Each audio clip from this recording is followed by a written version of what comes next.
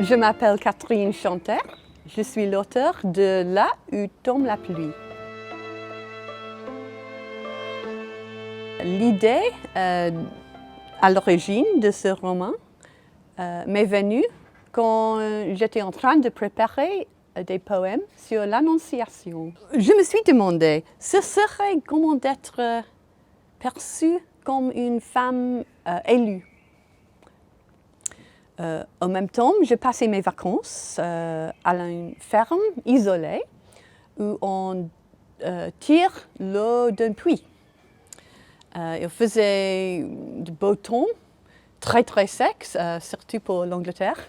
Alors, je me suis interrogée sur ce qui se passerait s'il ne pleuvait plus.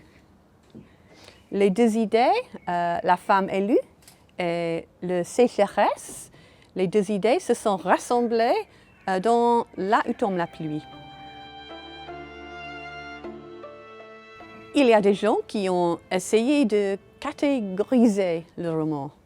Est-ce un livre dystopien? Est-ce un livre post-apocalyptique? Et certainement, j'ai étudié la sécheresse, les endroits comme la Californie, où il y a maintenant des problèmes. Et aussi, j'ai examiné des rapports préparés pour le gouvernement britannique avec les scénarios modélisés. Mais je crois que peut-être le changement climatique, oui, ça peut devenir une réalité, mais peut-être lentement, quand nous avons les yeux fermés. Pas une grande catastrophe comme nous voyons au cinéma, pas comme ça. Aussi, il y a une autre question.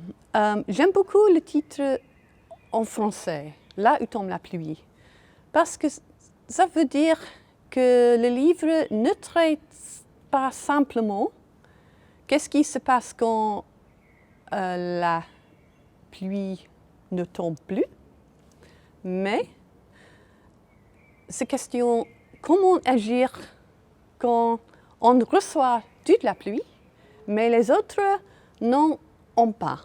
Ce qui m'intéresse, c'est la façon dont nous pouvons devenir les gardiens efficaces des choses qui nous sont confiées, comme de l'eau, de l'air, la justice, même les enfants. C'est plus important, c'est une question pour aujourd'hui.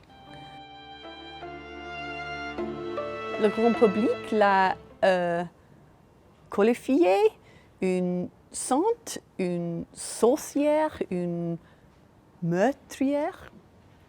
La question Ruth doit se poser. Qui est Ruth? Et aussi peut-être la question pour le lecteur, qui est Ruth?